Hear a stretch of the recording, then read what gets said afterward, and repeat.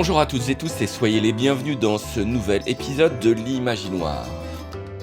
Mais l'Imaginoire, qu'est-ce que c'est ?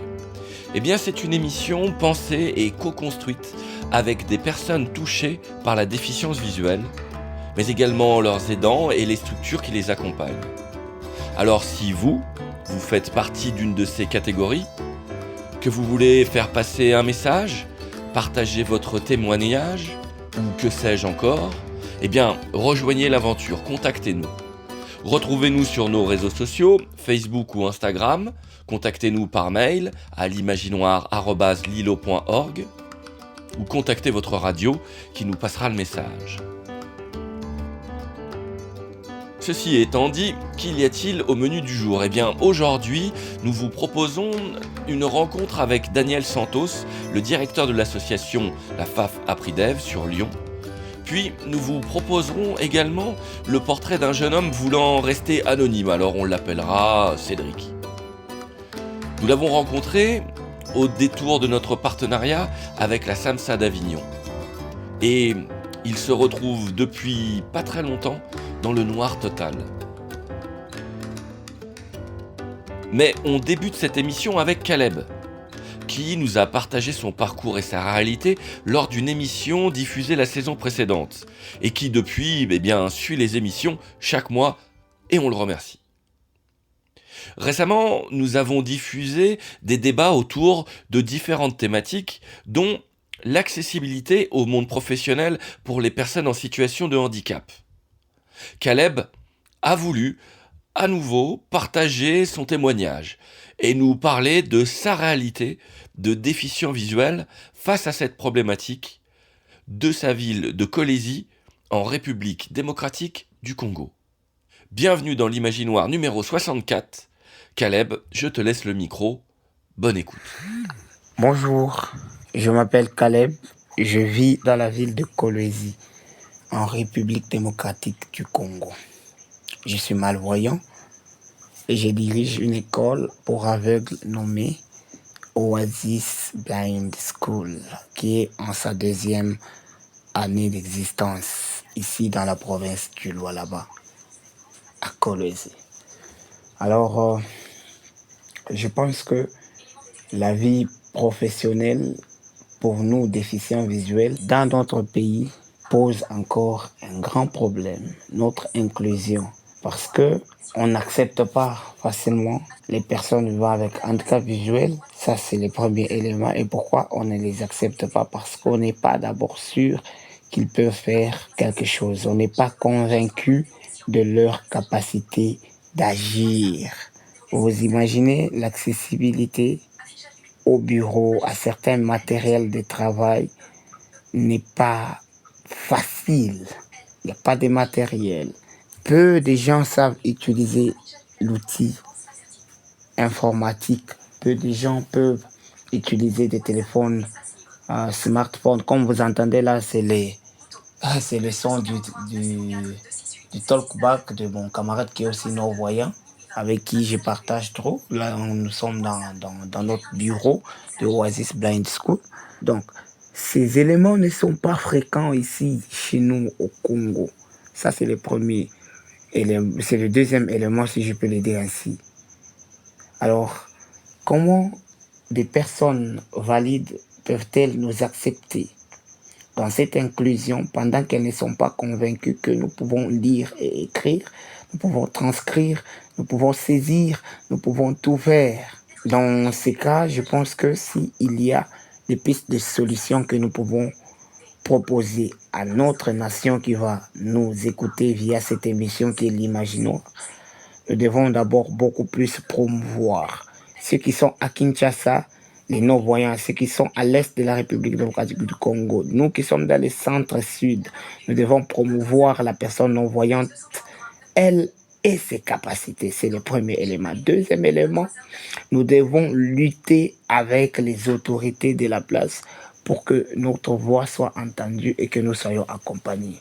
Bravo à notre président de la République, je peux le dire, l'excellence Félix Tshisekedi Tshilombo, lui qui a signé un décret numéro 22 007 du 25 mars 2024 portant sur la représentativité des personnes vivant avec handicap dans les institutions publiques et privées.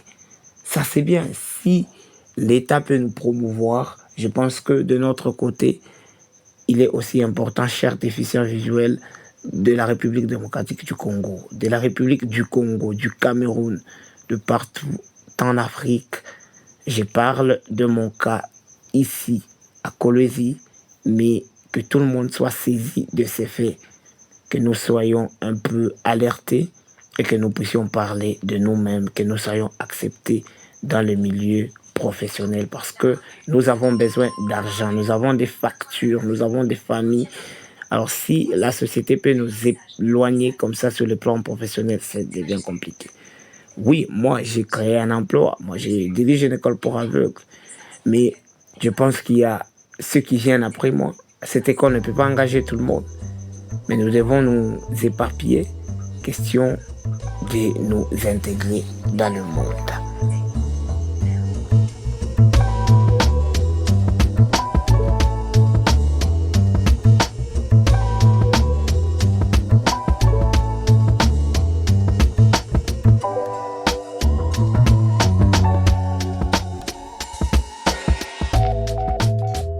J'aime bien l'idée qu'un débat débuté sur Avignon résonne et continue depuis la République démocratique du Congo. Si vous voulez apporter votre témoignage sur ce sujet, eh bien n'hésitez pas, contactez-nous et envoyez-nous un message à l'imaginoir, @lilo.org. Allez, on passe à la seconde partie de cette émission qui en comptera au moins 3 aujourd'hui. C'est le moment de retrouver Cédric, rencontré donc sur Avignon, et qui a voulu nous partager un témoignage. Vous êtes bien à l'écoute de l'Imaginoire. Retour aux entretiens. Bonjour, moi j'ai 24 ans, je suis originaire d'Avignon. Ça fait 1 an et demi. Suite d'un accident, j'ai perdu la vue et je vois tout noir. Mes parents m'ont toujours initié au sport. Depuis très jeune, peut-être mes 5-6 ans, j'ai commencé la natation, 7 ans de natation. Ensuite, 3-4 ans de foot, un peu de boxe, du crossfit et mon accident. Et j'ai toujours fait plus ou moins du sport dans ma vie et pas à haut niveau. Arrêt brutal. Et comment est revenu le sport dans ta vie ? Comment est revenu le sport dans ma vie ? C'est suite à une journée par semaine avec l'université d'Avignon, L3, les STAPS. Une journée par semaine uniquement le premier semestre. Une matinée tandem, une après-midi marche nordique dédiée aux déficients visuels. En même temps, ça leur permet, eux, d'apprendre à comment guider. Et moi, ça me permettait de faire du sport autour d'un cadre. Et à la fin du semestre, il y a une prof de l'université qui m'appelle, qui me dit: j'ai une élève en master qui ouvre une section handisport dans un club d'athlétisme. Elle est en stage là-bas. Est-ce que ça t'intéresserait ? Et je lui dis: ben oui, pourquoi pas. Et elle m'a appelé, elle m'a dit: salut, on pourrait se rencontrer tous si ça t'intéresse pour faire de l'athlétisme. Pareil, ça a commencé comme ça. Et en fait, c'est tombé à pic parce que ça a pris le relais des journées à l'université. Et une fois par semaine, j'allais courir un petit peu avec cette stagiaire. Vu qu'elle a fini son année scolaire, j'avais terminé avec elle. Et j'étais un peu en alerte parce que j'avais pris goût. Et il me fallait un nouveau guide qui est à l'aise à la course et qu'on ait des disponibilités en commun. Et j'étais un peu en alerte pendant 2-3 semaines. Par chance, c'est le président du club où je cours qui se porte volontaire de prendre le relais pour courir avec moi.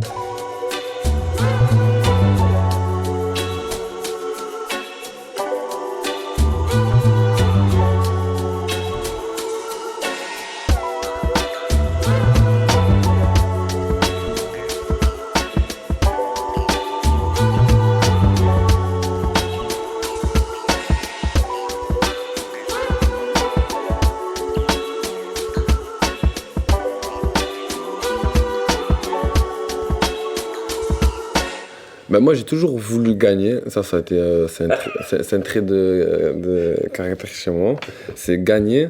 Mais du haut niveau, avant mon accident, c'était pas trop mes objectifs dans ma vie. Mais depuis mon accident, je veux toujours gagner, mais j'aimerais bien un haut niveau.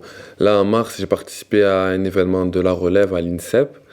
C'était sur 3 jours où on rencontrait plusieurs fédérations en handisport et avec tout handicap confondu. C'est-à-dire j'étais avec des personnes qui étaient amputées de membres, des personnes paralysées. Et à ma plus grande surprise, j'étais le seul qui ne voyait rien. D'accord. Il y avait une jeune fille avec moi qui avait des problèmes de vue mais qui voyait rien comme moi. Non, j'étais le seul. J'ai participé à cet événement. 3 jours, on a rencontré plusieurs fédérations, on a fait des tests et j'ai été grosso modo validé. Et en même temps, moi, ça m'a permis de... Je devais choisir, je devais trancher. J'avais le choix. Après, c'est selon aussi, selon où j'habite, il y a quoi qui est disponible.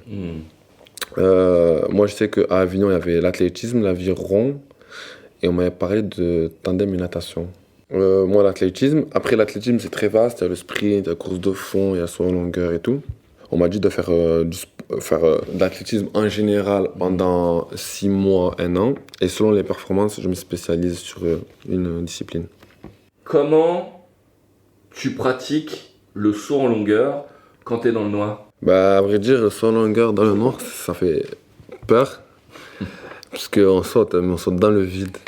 On saute dans le vide, non, carrément, ça fait flipper. Et moi, je suis quelqu'un, j'ai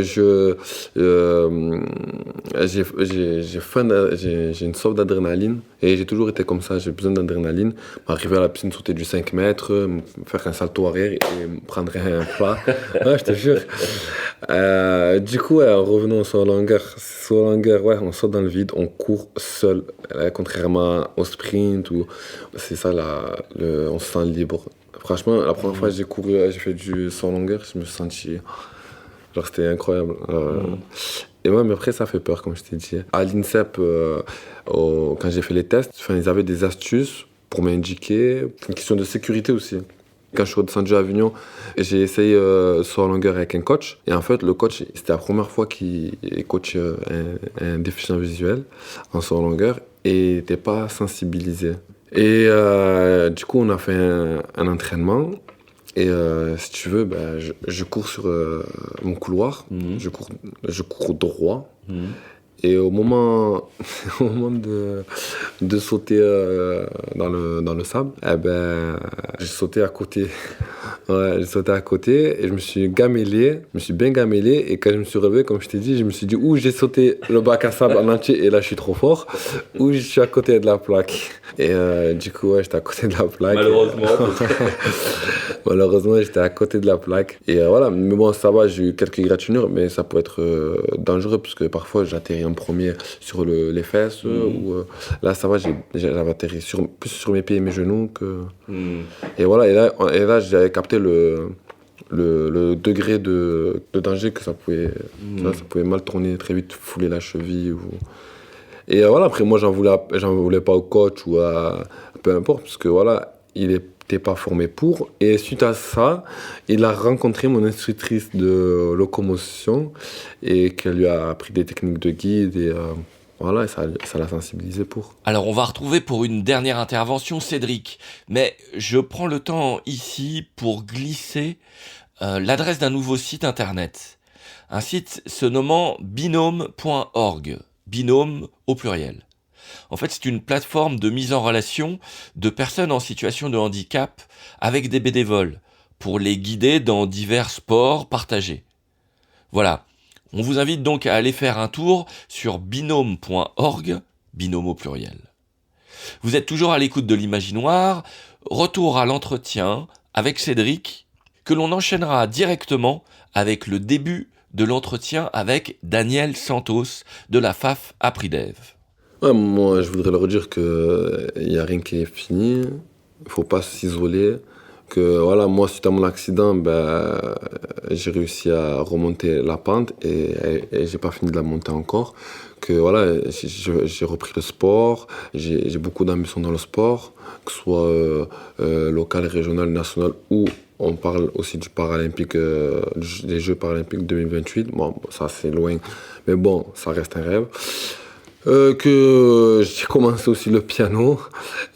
Franchement, je me voyais jamais faire du piano. Alors là, ça c'était la surprise. Le piano, le sport. Là, je faisais du sport avant et tout. Tu aurais pu te dire, ouais, peut-être il va continuer à faire. Mais le piano, je ne me serais jamais approché d'un piano. Et en fait, moi, vu que je suis un challenger et j'aime le défi, on m'avait parlé de Gilbert Montagnier. Mmh. Et on m'a dit qu'il était aveugle. Je me suis dit, mais comment? L'autre, il est aveugle, fait du piano, moi, je fais pas du piano. Et du coup, je te jure, je vais trouver des cours de piano. Et il y a l'association à côté de la maison qui fait du piano. Et voilà. Et à la base, il fait du piano que pour enfants. Et du coup, voilà, on lui a dit la situation et tout. Et ça lui dérangeait pas de.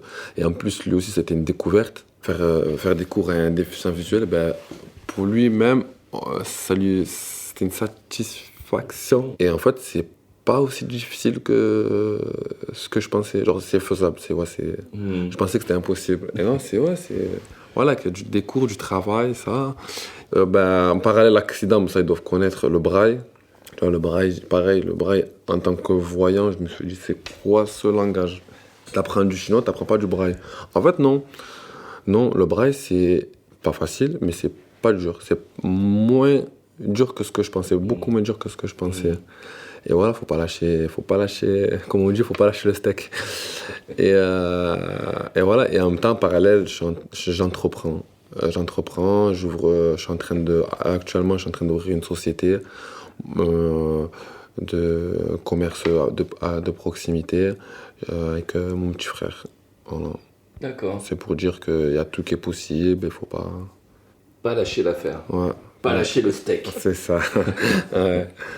Alors, Daniel Santos, directeur salarié de l'association FAF-APRIDEV. J'ai aujourd'hui 42 ans et j'évolue depuis de nombreuses années dans différentes structures associatives, privées, mais qui ont toujours comme but et objectif l'accompagnement de personnes en situation difficile, que ce soit sur le handicap ou sur de la difficulté de vie, de la difficulté sociale. Là, je mets le doigt sur le terme salarié parce que j'évolue dans une structure associative, militante. Donc, on va retrouver énormément de personnes bénévoles, avec un tissu bénévole qui va être là au quotidien pour pouvoir encadrer, piloter et porter certaines actions. Donc, il y a vraiment une cohabitation ici entre l'acte bénévolat, le bénévole, et la professionnalisation de certains services, donc des salariés. Alors si on vous présente aujourd'hui l'association FAF-APRIDEV par la voix de son directeur, c'est qu'au-delà de leur impeccable implication, qui mériterait à elle seule qu'on en parle, c'est aussi pour officialiser notre partenariat. Se situant à Lyon, qui plus est à 2 pas de la gare Perrache, eh bien, si vous voulez nous rencontrer, participer à l'Imaginoire, eh bien voici un lieu qui nous ouvrira grandement leurs portes, afin que nous puissions nous rencontrer, discuter, voire enregistrer. Alors n'hésitez pas à nous contacter, l'imaginoire@lilo.org, ou à aller contacter directement, et faisons ensemble. Retour à l'entretien. Je suis pas lyonnais d'origine, moi. Je suis originaire de la banlieue parisienne. Je suis arrivé sur Lyon il y a ça maintenant 2 ans, pour des raisons professionnelles, pas les miennes, mais celles de ma femme, que j'ai décidé de suivre et d'accompagner dans son parcours professionnel. Et pourquoi la FAF-APRIDEV? Déjà, c'est vraiment une question, le coup du destin. Une offre d'emploi, et puis une envie de pouvoir aider ce type de structure. J'ai eu la chance d'évoluer dans des structures très très différentes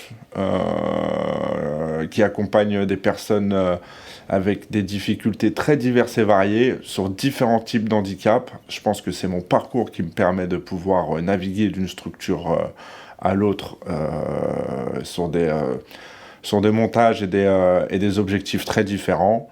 Qu'est-ce que c'est que la FAF-APRIDEV? La FAF-APRIDEV est une association historique à Lyon. Plus de 80 ans de vie, Elle n'a pas eu tout le temps cette forme.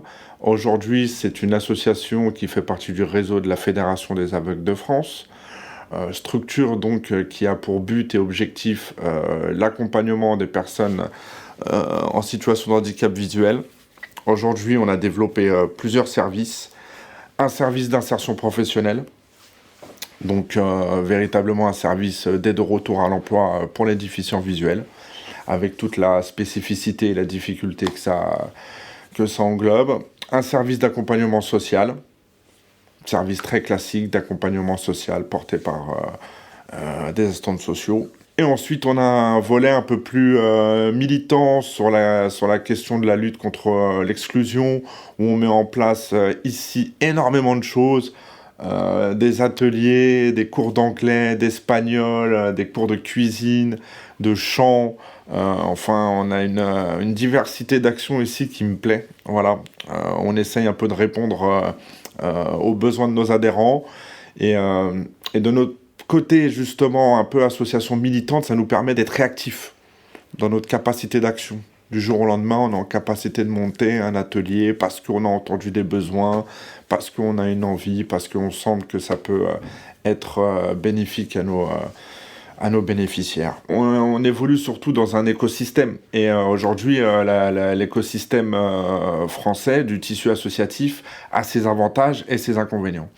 Et un de ces avantages, c'est d'avoir une multitude d'associations qui vont avoir des objectifs très divers et variés et de pouvoir donc proposer des choses très importantes à des publics très larges.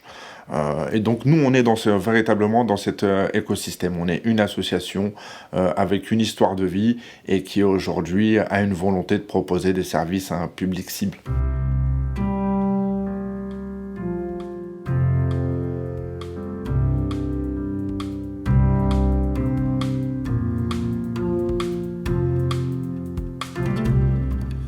Voilà, on arrive à la fin de cette émission. On va retrouver une dernière fois Daniel Santos de la FAF Apridev et on se retrouve tout de suite après pour se dire au revoir. Vous êtes bien à l'écoute de l'Imaginoire, retour à l'entretien. Je vais juste ajouter une chose. La particularité de cette association, qui a quand même dans ses statuts un de ses piliers, c'est les déficients visuels pour les déficients visuels. Ici, on est dans une structure qui est anciennement une amicale de déficients visuels, d'étudiants déficients visuels qui ont souhaité créer une association pour pouvoir passer des moments ensemble. Ça, c'est l'histoire de la structure. Et cette histoire, donc, elle est restée. Parce qu'aujourd'hui, on est une structure qui est pilotée, c'est-à-dire son organe décisionnaire, présidence, bureau, conseil d'administration, à plus de 90% par des déficients visuels. Et ça, c'est un fondement ici. Donc, moi, je ne suis pas déficient visuel, je suis ce qu'on appelle dans le milieu du handicap un valide. Mais sinon, aujourd'hui, ici, c'est les déficients visuels pour les déficients visuels. Parce qu'on a beaucoup de structures qui sont pilotées, alors avec des côtés bénéfiques, peut-être aussi des côtés négatifs, qui sont pilotés par des personnes qui ont des profils différents que l'accompagnement ou l'objectif que va avoir l'association. Nous ici, c'est véritablement des déficients visuels pour les déficients visuels. Ça, c'est assez nouveau pour moi.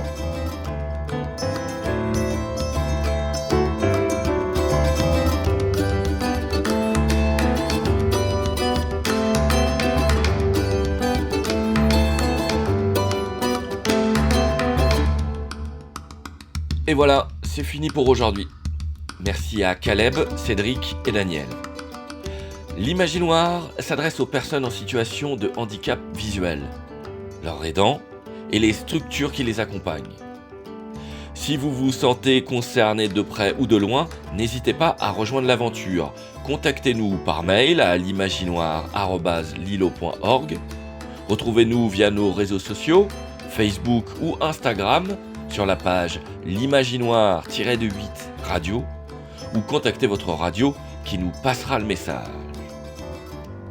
Vous pouvez également aujourd'hui contacter la FAF Apridev, car elle est dans la boucle.